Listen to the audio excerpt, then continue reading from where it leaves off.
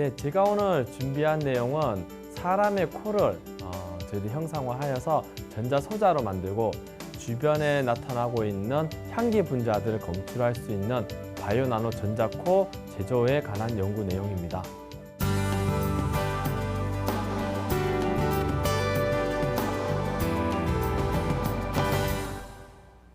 네, 안녕하세요. 한국생명공학연구원의 권오석입니다. 네, 제가 오늘 여러분들께 소개할 내용은 육류 신선도 측정이 가능한 바이오 나노 전자코입니다. 여러분들 주변에 다양한 향기 냄새들이 많이 나죠.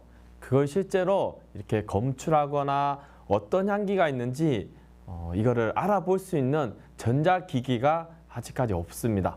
그래서 저희 연구원들은 많이들 전자코라는 걸 개발하게 되었고요. 제가 오늘 여러분들께 소개할 내용이 이러한 전자코의 일환으로 보시면 됩니다. 즉, 사람의 코를 대신할 수 있는 전자기기를 만드는 연구라고 보시면 됩니다.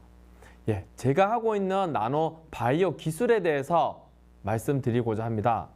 나노 바이오 기술이란 쉽게 말하면 정보, IT, 그리고 바이오, BT, 그리고 나노, NT가 결합된 하나의 융복합 기술이라고 보시면 됩니다. 나노 바이오 기술들이 여러분 주위에 엄청 많이 지금 연구가 되고 있고요. 실제로 다양한 진단 기술 혹은 여러분들이 아플 때 이미징, 여러분이 아플 때 안에 있는 암이라든지 혹은 여러분이 피 한 방울 속에 어떠한 여러분들의 질병이 들어가 있는지 그런 것들을 검출할 수 있는 기술이라 보시면 됩니다. 나노라고 하면은 머리카락보다 1000분의 1 정도 더 작다고 보시면 됩니다. 그래서 눈에는 사실 보이지 않습니다. 하지만 과거에 비해서 현재 그 눈에 보이지 않는 그 나노란 작은 사이즈를 볼 수 있는 기술들이 개발하게 되었습니다. 앞서 아마 발표하신 현미경이라든지 다양한 기술들이 이러한 나노라고 하는 매우 작은 물질을 볼 수 있게 하였습니다. 그리고 바이오라고 그러면 여러분 또한 볼 수는 없지만 생물이라고 보시면 됩니다. 다 살아있는 물질이고요. 이러한 작은 물질 나노와 살아있는 물질 바이오가 겹쳐서 융복합이 됨으로써 다양한 시너지를 내고 있는데요. 그게 아마 저희들 미래의 기술이라고 보시면 됩니다. 특히 앞에서 말씀드렸듯이 저는 바이오 나노 전자코, 즉 사람이 가지고 있는 후각을 전자기기로 변환시키는 연구입니다. 여러분 사실 사람들은 오감을 가지고 있습니다. 시각, 청각, 촉각, 미각, 그리고 후각이죠. 여러분들 주변에 보시면 시각은 이미 저희들이 볼 수 있는 활용 기기들이 꽤 많이 나왔습니다. TV를 본다든지 다양하고, 그리고 저희들 청각도 보청기가 나와 있고요. 그 촉각도 이미 전자 스킨 같이 느낄 수 있도록 하고, 그리고 미각은 맛을 느낄 수 있는 다양한 어떤 농도를 측정할 수 있는 센서들이 많이 나와 있고요. 하지만 후각 같은 경우는 어떨까요? 여러분 혹시 주변에 후각을 측정할 수 있는 기기 보신 적 있으세요?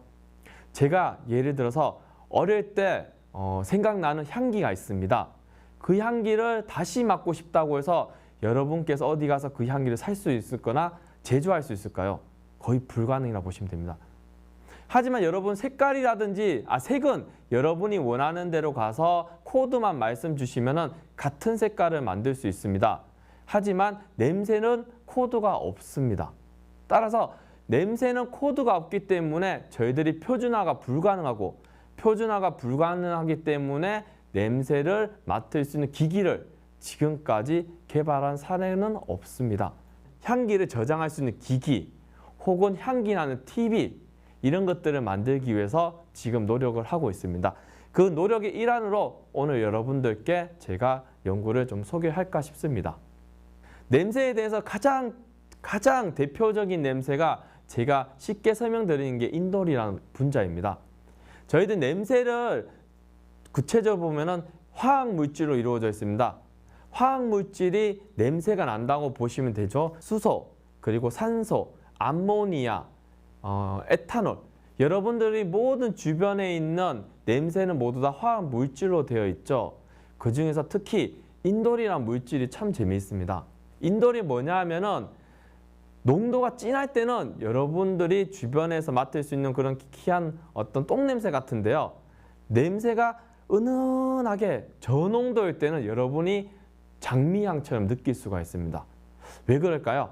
저희 코에 있는 냄새를 받아들이고 있는 바이오 물질을, 즉 저희들이 말하는 리셉터라는 게 있는데요. 후각 리셉터입니다. 이 리셉터가 냄새를 받아들이는데 한 개만 받아들이는 건 아닙니다. 왜냐하면 저희 코에 이 냄새를 받아들이는 물질, 즉 바이오 물질이 약 한 300여 종이 있습니다. 그 300여 종이 저희들이 알고 있는 모든 냄새를 맡게 해줍니다. 즉 다양한 조합으로 이루어져 있기 때문에 저희들이 수만 가지 냄새를 맡을 수가 있거든요. 그래서 인놀이란 분자가 저농도일 때는 저희 후각에 있는 후각 리셉터란 부분하고 매칭을 하더라도 한 개, 두 개 매칭하더라도 고농도로 되면은 더 많은 후각 리셉터와 매칭하기 때문에 뇌에서 느낄 때는 저농도와 고농도에 따라서 아예 다른 냄새처럼 느끼게 됩니다. 그래서 저희들이 실제로 사람 코를 재현할 수 있는 기기를 만드는 것이 가장 힘들고 오래 걸리는 연구라고 보시면 됩니다.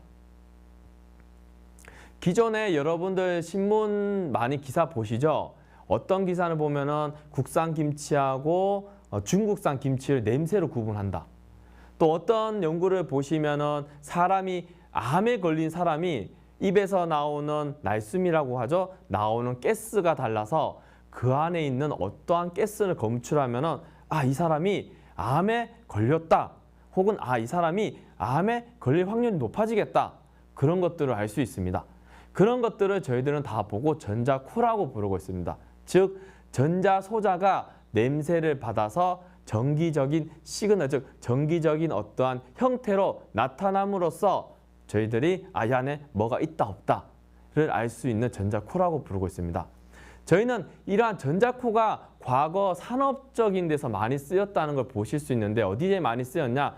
여러분들이 측정하고 있는 음주 측정 장치, 그리고 산업체에서 하고 있는 예를 들어서 유독 가스가 누수되었을 때 인명에 피해를 줄 수 있기 때문에 이거를 빨리 검출할 수 있는 센서 장치가 필요한데요.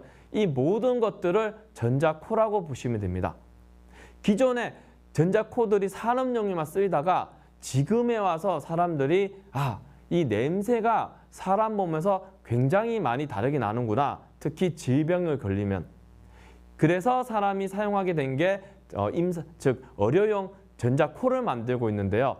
근데 전자코의 개념을 보면은 저희들이 냄새를 맡을 수 있는 수준이라든지 혹은 냄새를 맡을 수 있는 종류 등이 한계가 있습니다.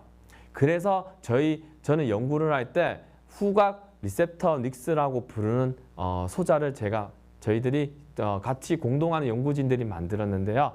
그 후각 리셉터 닉스는 전자코에다가 올팩토리, 즉 사람의 후각을 모방한 세포에서 나오는 단백질 종류를 저희 전자코에 붙임으로써 만들었다고 보시면 됩니다. 즉 기존의 전자코에다가 저희 바이오 물질을 더 첨가함으로써 후각 리셉토닉스라고 하는 새로운 바이오 나노 전자코란 개념을 저희들이 발견하게 되었습니다. 과거에는 사람들이 어떻게 냄새를 구분할 수 있어? 어떻게 냄새로 암을 진단할 수 있어? 라고 많이 하셨는데요. 생각을 저희들이 하게 되면 과학은 변하게 되거든요. 생각을 통해서 저희들이 계속 꿈꿔왔던 연구를 진행했었고 지금 10여 년 지난 지금 저희들이 작은 기계까지 만드는데 성공을 한 것 같습니다. 바이오 나노 전자코 하면은 어디 쓸까라고 여러분 생각하실 수 있는데요. 향기 나는 TV. 여러분 혹시 심야 시간에 먹는 방송 보시죠? 저도 보는데 정말 먹고 싶은데요. 정말 참는데 냄새가 난다면 어떻게 될까요? 저는 못 참고 먹을 것 같습니다.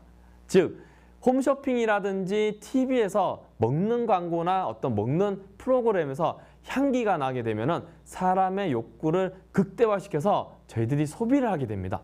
즉 그런 TV를 만들게 되면 전 세계 모든 TV에 대한 어떠한 혁명이 일어날 수 있죠. 그리고 두 번째는 맞춤형 향수입니다. 여러분들 과거 잊혀진 연인 향기를 저장하고 싶다면은 그 저장할 수 있는 기계만 있다면 저장할 수 있겠죠. 그 기계를 가지고 다시 저희들이 향수를 제조하는 데 가서 이것과 똑같은 향기를 만들어 주세요 하면 만들 수 있는 그러한 저장할 수 있는 기계가 되죠. 그리고 질병 진단은 앞에서 제가 말씀드렸듯이 어떠한 냄새에서 나오는 인자들을, 즉 어떤 케미컬들을 저희들이 진단함으로써 이 사람이 혹시 질병에 걸리지 않았을까라고 해서 조기 진단할 수 있죠. 이런 것들은 지금 임상 의사 선생님을 중심으로 해서 저희들이 연구를 하고 있고요. 이게 개발된다면은 저희들이 그러니까 건강검진 항목으로 넣을 계획도 있습니다. 그리고 마지막으로 시체수색. 여러분들 제가 뒤에서 말씀드리는 육류 신선도가 관련된 건데요. 사람도 단백질로 이루어져 있죠. 사람의 단백질인데 저희 죽게 되면은 저희 가만히 방치하면 점점 냄새가 심하죠. 그게 바로 시체가 썩는 냄새인데요. 저희들이 전문 용어로 카다베린이라고 부르고 있습니다. 이 카다베린이란 기체가 좀 더 사람이 오랫동안 방치되었을 때 죽은 사람이 최고에서 나오는 가스가 암모니아 황화수소인데요.